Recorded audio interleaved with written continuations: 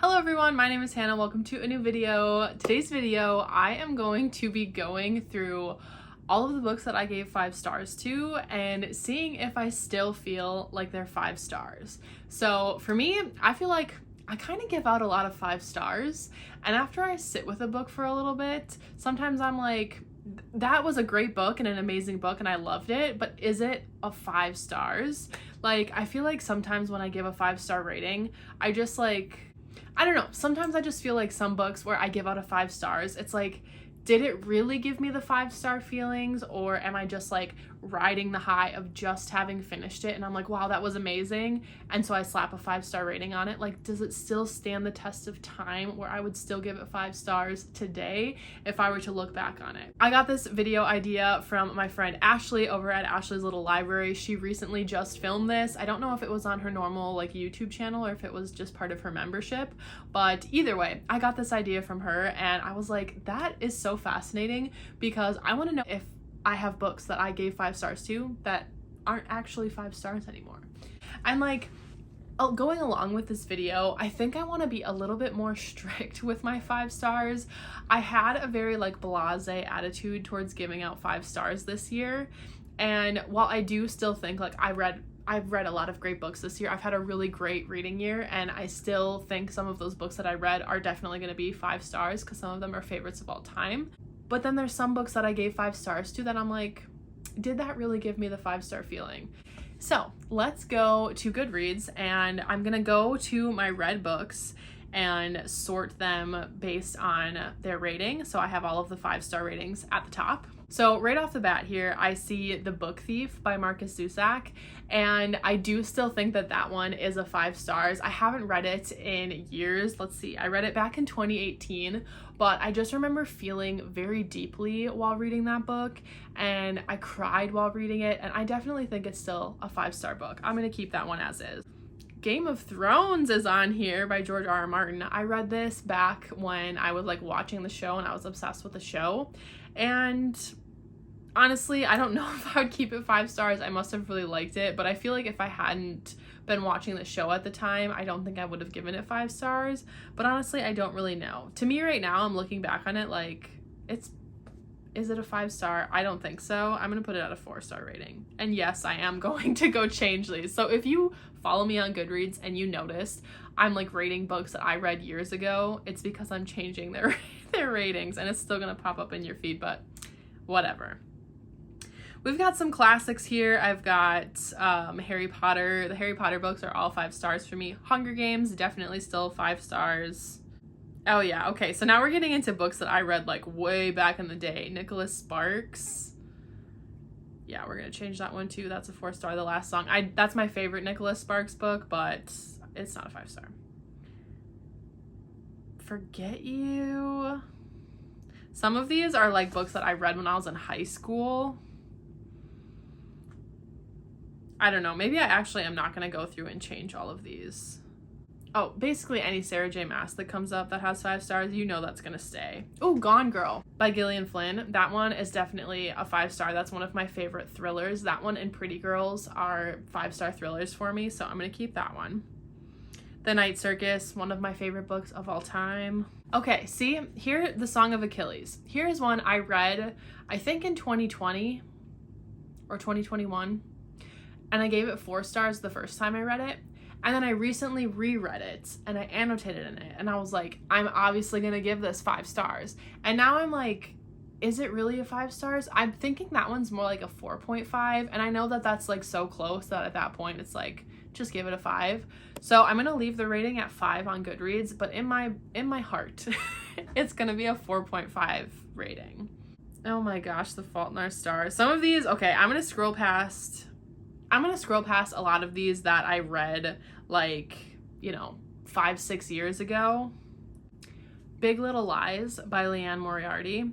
I read this, when did I read this? 2018. I read it on my like annual family vacation with Brandon's family, but I bought this when we were in Minnesota as like I don't know if I brought enough books for me to read, so I'm gonna buy one before we go to the cabins. This book absolutely consumed me. I did not want to talk to anybody on that vacation while I was reading that book, and it just like I had to know what happened, like what was going on, and I stand by my 5-star on that one because I just had so much fun with it. It was such an enjoyable experience, and I just loved that book, so I stand by that. This one's a more recent one, November 9. I read this in 2021, and I don't think I would stand by my 5-star rating of this one. I think it's definitely more of a 4-star rating. I think I just really loved that book, and like I rated the book right when I finished it, and I was like, oh wow, I really like that. And so I gave it 5 stars because it like pulled emotion from me, like it made me cry. But I don't think it's actually a 5-star. I think it's definitely a 4-star. Ooh, we have the Nevernight Chronicles by Jay Kristoff. I gave every single one of those books 5 stars. I still stand by that. I want to do a reread soon. I really love those books. Definitely Nevernight and God's Grave are 5 stars. Dark Dawn might be like a 4.5, but I'm gonna leave it as a 5 on Goodreads.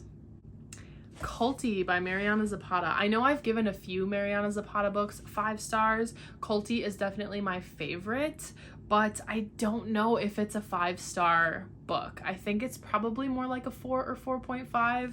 So I think I'm just gonna leave it as 5 like in Goodreads, but it's probably more like a 4.5 because that's my favorite one.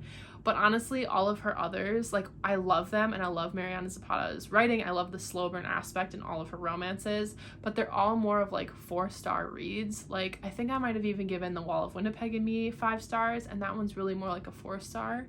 So I'm gonna leave it right now, but yeah, I don't think that one is a full 5-star. The Every Heart a Doorway series, the Wayward Children series, I love that series so much, and I definitely stand by my 5-star rating for that. I see some Veronica Speedwell books that are getting 5 stars. I did see A Curious Beginning, which when I read it the first time, I gave it 4 stars.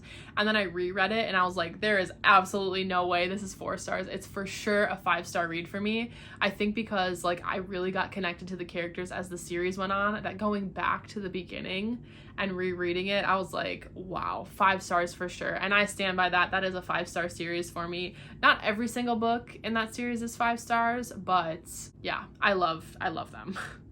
Okay, Stalking Jack the Ripper. I really, really loved that book when I read it, but I'm looking at it now and I'm wondering if I'm a little bit tainted by the final book in that series, because I loved, or maybe even the third book. I loved the first 2, but the third one I did not enjoy. I think I gave that one 3 stars, and it was really probably more like a 2.5. But when I look at it, I'm like, I did really love it. I loved it. I had the best time with it, and I love Thomas Cresswell, but like, is it a 5-star? I'd have to reread it. Punk 57. That one's for sure a 5. That's one of my favorite books of all time. I have some here that I read, a few years ago that I'm definitely going to change. Like Truly Devious, I think, is more of a 4-star read, and I'm going to do the same with Hand on the Wall, and then even the third one, I don't know what I gave that one. But those are more like 4-star reads. They're fun, but they're not 5 stars for sure. They don't give me that 5-star feeling. Same with Batman Nightwalker. I'm honestly surprised that I gave that 5 stars. I don't remember very much about it. It is not memorable at all. Like, to me, I'm looking at that like, that's a 3-star book. So why did I give it 5 stars? I don't know. All right, we're getting into, okay, let's start at the top here. Ninth House, absolutely loved. I just reread that in anticipation for Hellbent when it came out. Ninth House is definitely 5 stars. Hellbent, I don't think is a 5-star book, and I think I gave it 5 stars. So I think that one, if I come across it, I'm not going to change the rating because I think I would give it a 4.5. I definitely still like Ninth House better than Hellbent, but Ninth House, 5 stars for sure. Okay, the Bargainer series. I don't know.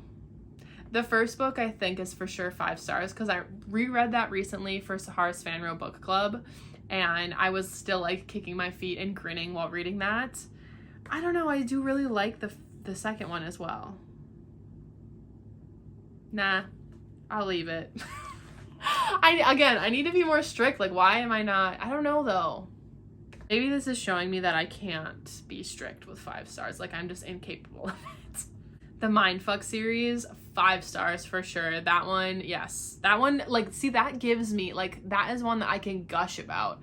With the Bargainer series, I love those books. I personally enjoy them, but they I don't know, do they give me that feeling of where I'm like, that's for sure it? Like, if they're not making me say that, then are they actually 5 stars?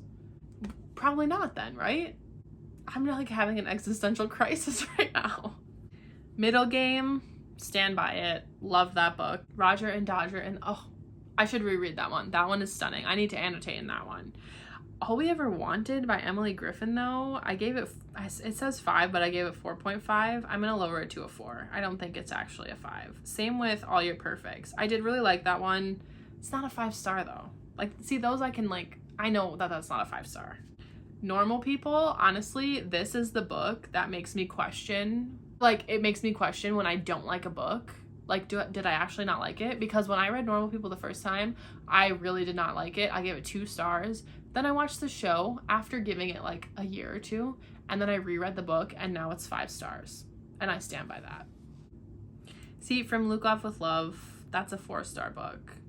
The Silent Patient, that's also one of my favorite thrillers. I was completely consumed by that book when I was reading it. And like, it doesn't give me that like oomph of the 5-star feeling, but it was like a 5-star experience. So does that mean it's like a 4.5 book, but a 5-star experience? But if I'm basing it off of my enjoyment and my experience, then is it a 5 stars? Like, it doesn't give me that punch. Like, you know when you have a 5-star book, like you can feel it and you're like, absolutely no question about it. I don't know what to do with that one. In an Absent Dream is my favorite book in the Wayward Children series, and that series is 5 stars for me, so absolutely. Daisy Jones and the Six, I feel like is 5 stars. I think I gave it 4 the first time I read it, but after watching the show and then rereading it, I think I gave it 5 stars. I stand by that. Birthday Girl, probably a 4.5, if I'm being honest. Legendborn is really probably more of a 4-star read, if I'm also being honest. I didn't enjoy the second one as much, but I did really like the first one, but I don't think it's a 5-star. I know it says 4.5, but yeah, I think it's really more of a 4. Okay, the Zodiac Academy series, I think I gave all of those books 5 stars, except the 7th one I gave 4 stars. And I think the reading experience for that, I had like the best time because I binged that series in a month, but I think most of the books are 4 stars. I think the 3rd and the 5th book are my favorites, and so I'm going to keep those at 5 stars, but the rest of them I'm going to move to 4 stars. Because truly that's probably where they're actually at. Oh my gosh, Kingdom of the Wicked. I had such a roller coaster ride with Kingdom of the Wicked because I absolutely loved the first 2. I really enjoyed the first one. I'm going to give that one 4 stars. The second one, I love the second one. That one's 5 stars because I was just like completely obsessed with it. And then the third one, when I was reading it, I was like kind of trying to be nice about the fact that I didn't actually like it, and it was a little bit disappointing for me. I think I gave it 4 stars, and then the longer I sat with it, I was like, why did things play out the way they did? Why did she write certain things the way they did? I was getting more and more annoyed with it, and so I lowered my rating to 2 stars, and now thinking about Kingdom of the Wicked and Kingdom of the Curse, I'm like annoyed because the third book annoyed me so much. But whatever, I'm gonna leave them. Okay, so The Reckoning, that was the 3rd book. That is my favorite in the Zodiac Academy series. So I'm gonna leave that one. And then Shadow Princess, I'll lower down to 4 stars. Pure and Essie is probably more of a 4-star read. I did really like that one, but it's probably more of a 4-star read. Credence, 5 stars. I love when I see RTC, which means review to come. And I clearly didn't. I read In the Lives of Puppets back in June, and I never wrote a review for it.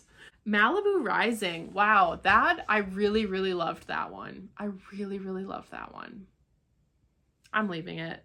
It's probably more like a 4.5. But when I rate something 4.5 on Goodreads, I usually just give it a 5-star rating and like put the little asterisk that says 4.5. So I'm just going to leave it but it's probably more like a 4.5. Project Hail Mary. Absolutely a 5 stars. That's a joke if you think I was going to change that one. An Unexpected Peril is my least favorite Veronica Speedwell book. That one's probably more like a 4 stars, so I'm going to change that one. Shipped by Angie Hockman, I'm going to give 4 stars because I did really like that one, but it doesn't give me that 5-star feeling. A Dowry of Blood, absolutely 5 stars. I still stand by that. Belladonna says I read it 2 times. I did not read this book 2 times. Where is it getting that? I did love that one, but I don't think that's a 5-star book. I think that's a 4-star book. It Happened One Summer. I gave 5 stars too, and I remember being absolutely obsessed with it. I'd have to reread it to know for sure if it is a 5-star book. Still Beating is like a 4.5. Still like a high rating, but like, does it give me that 5-star feeling, you know? Like Part of Your World, absolutely 5 stars. The Love Hypothesis, I think is more, I don't know, 4.5. Wayward is more of a 4-star read. I did really love that one, and I would still highly recommend it. It's also like perfect to read this time of year, like just coming into fall. It's like a witchy book, and it's really, really good, but I don't think it gives me that 5-star feeling. There Are No Saints by Sophie Lark. I stand by it.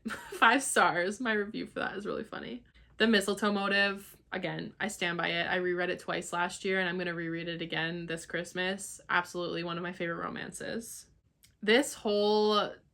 All of these books on here, I've given 5 stars to. I stand by every single one of them. Serpent and the Wings of Night, Lore Olympus, I had the best time reading that. That one, again, is tricky because it's a graphic novel, so it's probably more like a 4 or 4.5, but I'll just leave it. A Sinister Revenge, I had the best time reading that one. Heartless it might be, I don't know. Heartless and Yours Truly by Abby Jimenez are like my favorite romances of all time, like top 2. I have to decide which one's my absolute favorite, but Heartless for sure 5 stars. Magnolia Parks, yes, that whole series is 5 stars for me. Oh, again, all of the books right here. Yours Truly, 5 stars. Ashes and the Sorcerer's King, 5 stars. A Dawn of Onyx, 5 stars. Powerless, 5 stars. Remain Nameless, 5 stars. I stand by all of that. Oh, and now we're into 4 stars. So I did kind of go through all of them. So yeah, that was a fun little experiment to go through my 5 stars and see how I feel about them.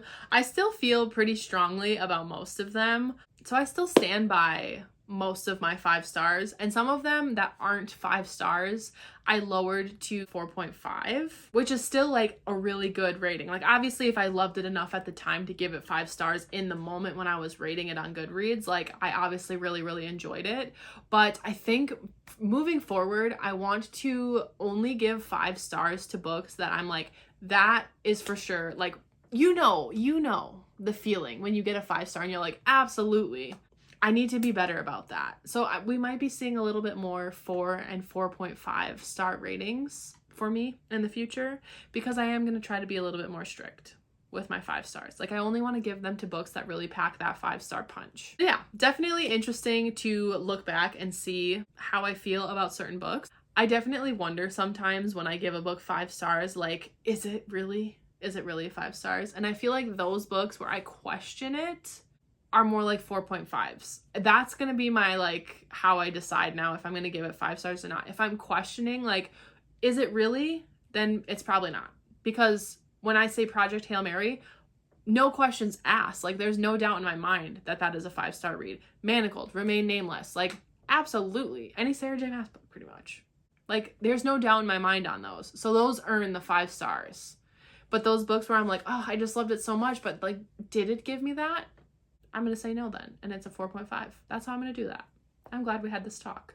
I hope you enjoyed this video. It's definitely interesting to look back. So I would encourage you, if you used Goodreads or even Storygraph, like, to look back on books that you've rated 5 stars and just see, how do you still feel about them? Do they still stand the test of time? If you made it to the end of this video, leave 5-star emojis down in the comments down below to let me know that you made it to the end, and let me know what are your thoughts on the 5-star rating system. Do you like it? Do you like using half stars or quarter stars, or do you rate using Cawpile, or do you do a 10-point system like some people? Let me know. Let me know your thoughts down in the comments down below, because I really want to chat about it. I think it's interesting, and I like seeing what other people do, because I feel like the 5-star rating system is just something that is kind of universally known, so that's why I use that. But I don't know, is there something better out there? Who knows? Let's talk about it in the comments down below. So thank you again so much for watching this video. I really appreciate it, and I will see you all in my next video. Bye.